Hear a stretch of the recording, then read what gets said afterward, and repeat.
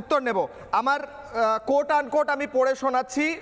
শারজিল ইমাম যে বক্তব্য রেখেছেন তার একটা অংশ হচ্ছে, আমাদের উদ্দেশ্য হচ্ছে যারা নন মুসলিম, যারা মুসলিম নয় তাদেরকেও নারায়ে তাকবীর উচ্চারণ করানো, এটা আমাদের উদ্দেশ্য।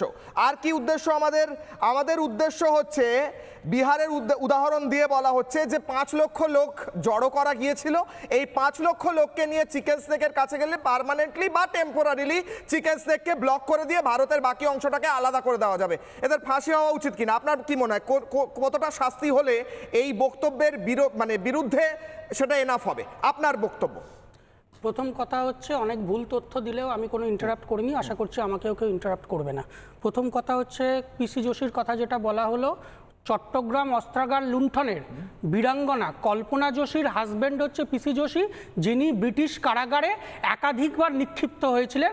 স্বাধীনতা সংগ্রামের ইতিহাসে পিসি যোশীর নাম বরাবর জলজল করেছে, আগামী দিনেও জলজল করবে। বর্তমানে ফিরে আসি। দ্বিতীয়ত হচ্ছে, যে সময় উমর খালিদ প্রথম গ্রেপ্তার হয়েছিল সেডিশন চার্জে, সেই সময় আপনাদের মনে থাকবে উমর খালিদের সাথে এআইএসএফ নেতা কানাইয়া কুমারও অ্যারেস্ট হয়েছিল, এবং সেই সময় এআইএসএফের বা সিপিআইয়ের বা বামপন্থীদের পরিষ্কার স্ট্যান্ড ছিল হচ্ছে এটাই যে আসামকে আলাদা করতে হবে।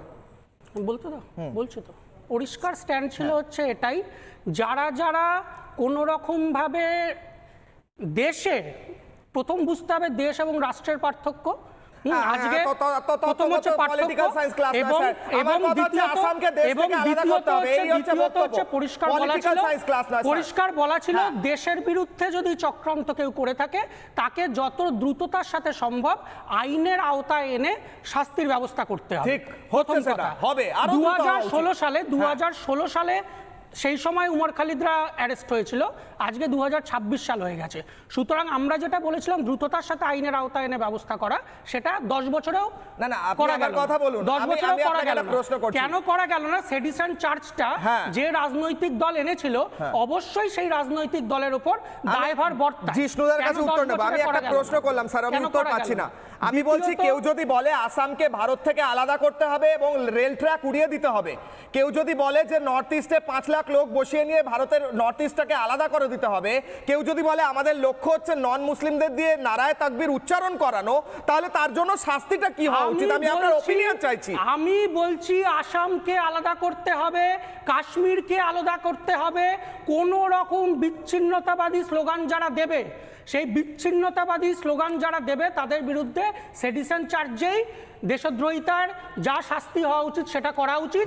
আমরা বলছি যে ঠিক যেভাবে যারা দেশের স্বাধীনতা সংগ্রামে কোনোদিন অংশগ্রহণ করেনি তারা যেরকমভাবে দেশদ্রোহী, যারা মহাত্মা গান্ধীর বুকে গুলি মেরেছিল তারা যেরকমভাবে দেশদ্রোহী, যারা সমঝোতা এক্সপ্রেসে শারজিল ইমাম দেশদ্রোহী কিনা, সমঝোতা এক্সপ্রেসে শারজিল ইমাম দেশদ্রোহী কিনা, তারা যেরকমভাবে দিতে হবে। এত ঘুরিয়ে ঘুরিয়ে কথা বলে লাভ নেই। শারজিল ইমাম দেশদ্রোহী হ্যাঁ কিনা? শারজিল ইমাম দেশদ্রোহী হ্যাঁ কিনা? যারা দেশের জাতীয় সঙ্গীত, শারজিল ইমাম দেশদ্রোহী হ্যাঁ কিনা? আমি জিষ্ণুদার কাছে যাওয়ার আগে ব্রেকিং নিউজ উঠে আসছে, এক মিনিট। ব্রেকিং নিউজ আসছে, শুভেন্দু অধিকারীকে গো ব্যাক স্লোগান। এক মিনিট, জিষ্ণুদার কাছে যাওয়ার আগে একটা ব্রেকিং নিউজ দিতে হবে। ব্রেকিং নিউজ, এক মিনিট। ব্রেকিং। নানা ধরনের কন্টেন্ট দেখার জন্য লাইক করুন, শেয়ার করুন আমাদের ফেসবুক পেজ, সাবস্ক্রাইব করুন আমাদের ইউটিউব চ্যানেল। পাশাপাশি অন্যান্য ব্রেকিং নিউজের জন্য অবশ্যই চোখ রাখুন রিপাবলিক বাংলায়।